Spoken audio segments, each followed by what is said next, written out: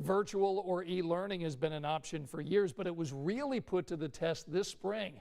13 Sunrise anchor Ben Hill talked with parents and an assistant principal about what can work if virtual classrooms become the norm this fall.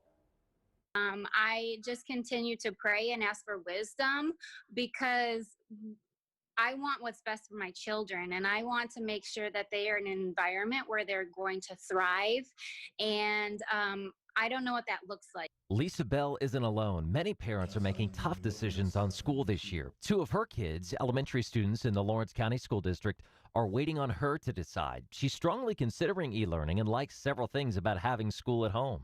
That there would be flexibility and that my children would be in an environment that would not be as stressful with guidelines at school like social distancing and wearing masks. Dr. Rob Bell, no relation, is struggling with the same decision with his kids in the Hamilton Southeastern School District. He learned a lot with the virtual learning in the spring and says he was straightforward about expectations at home. This wasn't a time that we were going to lax and watch movies all the time and just kind of take it easy. We had multiple conversations about we're going to use this obstacle as an opportunity to get better. Bell says it helps to have a teaching background, and he happens to be a sports psychology coach, so getting people in the right mindset is his job. We seek that comfort, we seek that structure and that discipline.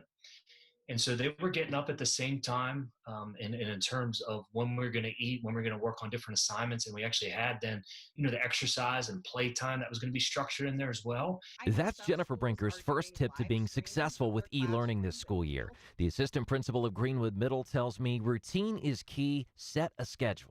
I would set that schedule, I would write it down and post it somewhere and make sure that you're dedicating the appropriate amount of time to it. Remember what may have worked well in the spring with e-learning. Try to stay positive, set fair expectations.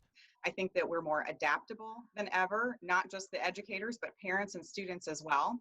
I think we have more of an appreciation for the amount of work that goes in to creating e-learning lesson plans and things like that.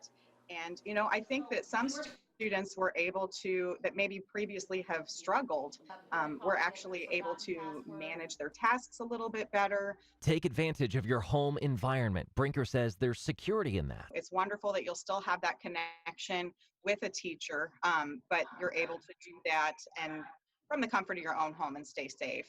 While she knows it's great to have the option of learning virtually, Brinker says it's certainly not perfect.